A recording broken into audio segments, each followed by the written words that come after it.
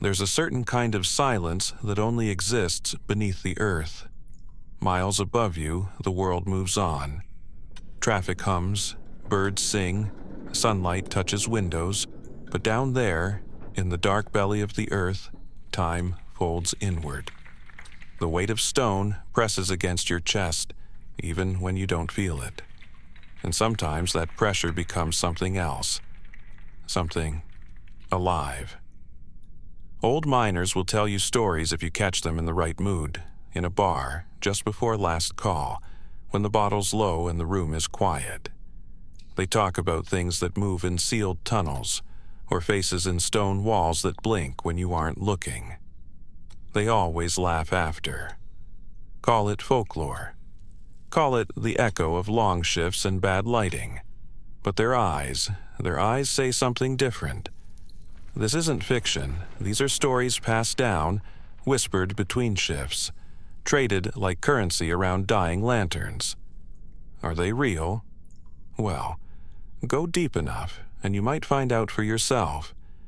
These are 3 stories of people who worked below and came back changed. I wasn't supposed to be there. They only gave me the shift because someone else called out sick.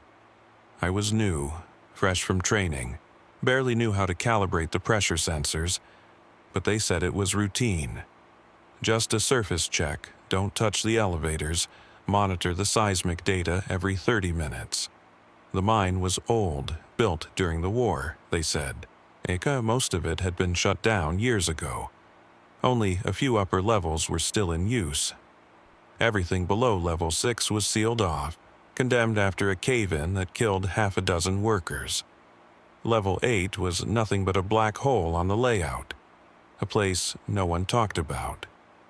They didn't even include it on the printed maps. I was alone that night because of a shift rotation issue. A scheduling screw-up they tried to downplay. The main team had been pulled to a different site 2 towns over, something about a contractor inspection, and I had drawn the short straw to stay behind and monitor the old systems. Just a single night, they promised. Keep the lights on, log any sensor feedback, lock up in the morning. The mine wasn't even supposed to be active. It was just me and the hum of the generators that night. I sat in the control room, reading an old paperback, glancing at the monitor banks every few minutes. Boredom made time stretch like taffy. The deeper levels had their own feeds, but most showed static or dead readings. Then something changed. One of the pressure sensors flickered back online. Not just anywhere, it came from level 8. The system pinged, motion detected. I stared at the screen for a long time. I should have called it in. Should have ignored it, shut off the monitor, anything but what I did next. I grabbed my helmet, my tablet, and I took the elevator down. The first thing I noticed was the temperature.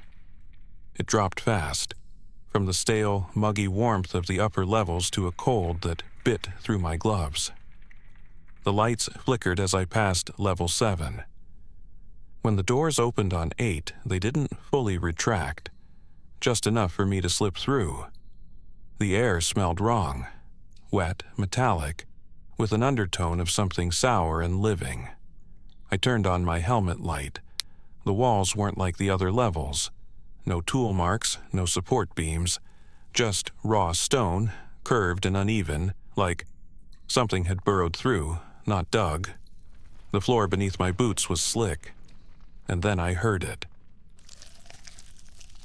A slow, wet scraping.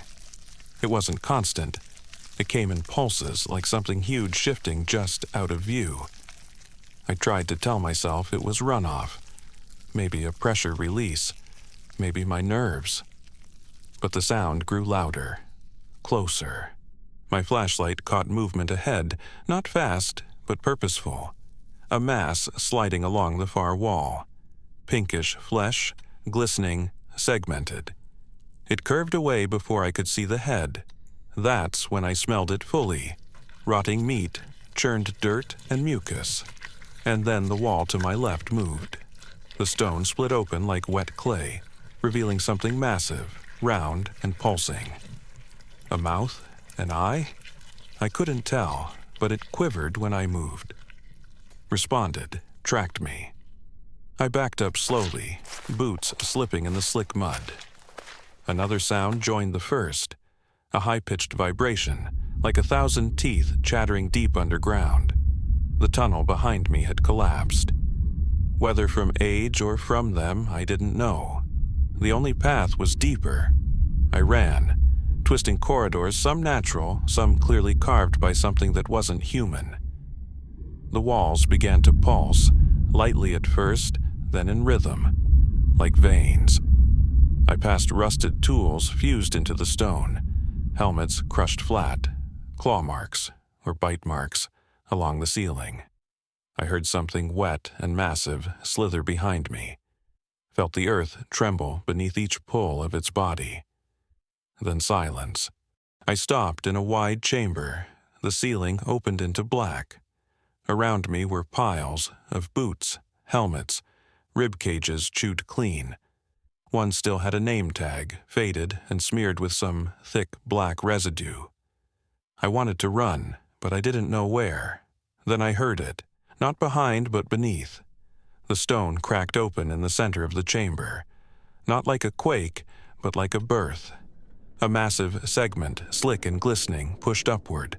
Another, then another. The worm. If that word even fits, rose higher, its body wide as a subway tunnel, ridged with pulsing flesh. It had no eyes, but it turned toward me with terrifying purpose. Its mouth, a circular jawless hole lined with concentric rings of teeth, expanded like a flower, releasing a burst of foul, steaming air. I ran again, stumbling over bones, dropping my flashlight. I didn't stop. The corridors twisted. Not randomly, I realized. They turned only deeper. The walls began to change, growing smoother, moist, more organic. Not just carved, grown. I was running through something's insides. My radio crackled suddenly. A voice, mine, repeated garbled words. Level 8, moving, can't. Then silence. The corridor ended in a steep incline. I climbed it, nails scraping rock, every breath searing. The light above looked real. The elevator shaft. It was open. I didn't question why. I just jumped inside, slammed the emergency button, and prayed. I woke up on the surface, lying just outside the shaft. No one knew how I got there. They said I was found screaming, clawing at my own skin, repeating the word teeth. They said I imagined it. But 2 days later, the sensors on level 9 came online, and they're moving. They say knockers used to be friendly, little men with picks and hammers, making noise just before a collapse. Miners left scraps of food out for them, bits of bread, pieces of meat. Superstition, sure, but when you're 3 miles underground with 10,000 tons of earth above you, you respect anything that might be listening. This story isn't mine. It belonged to a man named David. I met him near the end of his life, in a hospice ward where he spent his final weeks staring at the wall. Quiet, polite, except when he talked about that night shift. He was 19, fresh on the job, eager to prove himself. The crew was small, just 4 men, assigned to check a disused line that had started to show unstable readings. The company wanted to seal it off properly, and the foreman needed eyes on site before they committed to concrete. The others were older, joking about how the tunnel was cursed. David didn't laugh. Not because he was scared, but because he thought they were trying to spook the new guy. The descent was slow. This wasn't a tunnel with rails or elevators. It was hand-dug, long before regulation. The kind where the rock wall still held scratch marks from iron chisels. When they reached the bottom, the temperature dropped and the lights dimmed. Even with their halogen rigs, the dark seemed to soak up the brightness. The old tunnels had names once, iron vein, black mouth, but this one was marked only with a rusted plate, 54A. No one knew who dug it. The company said it wasn't on their records. They split into pairs. David went with a man named Harrow, a quiet guy who barely spoke above a mutter. The other two, Tony and Mac, walked off in the opposite direction. That was the last time they saw them. David and Harrow walked deeper into the passage, marking beams as they went. It was cold. Too cold, the kind of cold that seeped into your teeth. Then came the knocking. 3 taps, slow, deliberate. Not from their own tools, from ahead, echoing in a rhythm that didn't match anything natural. They stopped to listen, thinking maybe Tony was playing a joke, but the knocks came again, this time from the left, and shortly after, from above them. The 2 men picked up their pace. Every 50 feet or so, the sound repeated, like it was following them or worse, guiding them. Occasionally, it would disappear for a while, only to return from a completely different angle. It was confusing, disorienting. Then they came across the first sign of trouble, a helmet lying abandoned in the dust. Its lamp was still faintly glowing, and the inside was smeared with something dry and reddish-brown. 10 feet away, one of the boots lay on its side, with the laces torn as if someone had been dragged. David wanted to call out, but something about the quiet made his throat close up. That's when he noticed the whispering, not from around them, but within. The kind of whisper that lives in your head, soft and mournful, not using any words, just feelings, regret, sadness, emptiness. Harrow stopped walking. David turned toward him and saw that the man was shaking, eyes wide and wet, as if he were a child lost in the dark. Then David looked ahead, and his breath froze in his chest. Half buried in the stone wall ahead of them was what looked like a human face. The expression on it was unnatural, its mouth open in a strained, almost smiling shape, the lips far too wide, the eyes glassy and unblinking. He stepped back, only to realize there was another face behind him. Then another and another. Dozens of faces, stretched into the stone like they had been swallowed by it mid-scream. Some looked asleep. Others were watching. From beneath their feet, the ground began to pulse. Fingers began emerging, thin and pale, as if the earth itself was trying to pull someone or something free. Hands slid from the walls, the ceiling, the ground, not attacking, reaching, like they were begging. David turned to Harrow, who was now on his knees, whispering, "They're cold. They're so cold," his voice quivering like a broken string. David grabbed him, tried to pull him to his feet, but Harrow wouldn't move. His eyes were focused on something David couldn't see. And then came the final knocking. So loud it sounded like it came from inside his skull. David turned and ran, the light behind him fading. The passageway twisted and narrowed, but somehow he kept moving forward, scrambling, slipping, clawing his way upward. His flashlight had long since died, but every now and then he would see a faint light blink ahead of him, like a beacon calling him home. Eventually, the tunnel ended in a rusty ladder.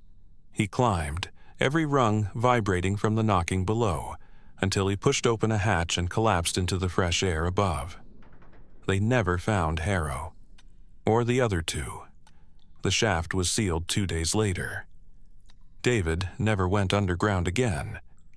He told me once, in a whisper, that they weren't trying to hurt anyone. They just wanted company and warmth. I was brought in to do inspections. Third party, private contractor, the kind of job that paid in cash and never asked too many questions. The mine was old, but still active, and my task was simple. Document structural stability, flag hazards, make sure the company had enough plausible deniability to keep operations going. I had a junior engineer with me named Carl. Young guy, full of questions, still had that new hire glow about him. We worked our way through the tunnels, making notes, marking weak beams, cataloging shifts in the rock. Everything was routine until we passed Tunnel 6. That's when Carl pointed out a gated corridor tucked behind some unused carts. A weathered sign beside it read, Shaft 13. I checked the blueprints. There was no Shaft 13, not on any map. We asked the foreman. He shrugged, said it was probably a surveyor's mistake. Just an old maintenance route that got buried in paperwork. Don't worry about it, he said. But his eyes didn't match his voice. Later that night, when the crews were gone, Carl and I went back. Curiosity was stronger than reason. The gate was rusted but unlocked. As soon as we crossed the threshold, the temperature dropped sharply. The air had a strange density to it, like walking into an old, sealed tomb where breath hangs heavy. The tunnel behind the gate was smooth in a way that didn't make sense.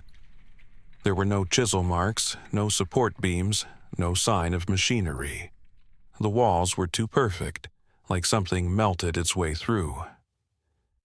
We walked for maybe 30 minutes. Time felt off. My watch stopped ticking, and Carl said his phone screen went black. Just endless stone, barely lit by our failing headlamps. Eventually, the tunnel opened into a chamber.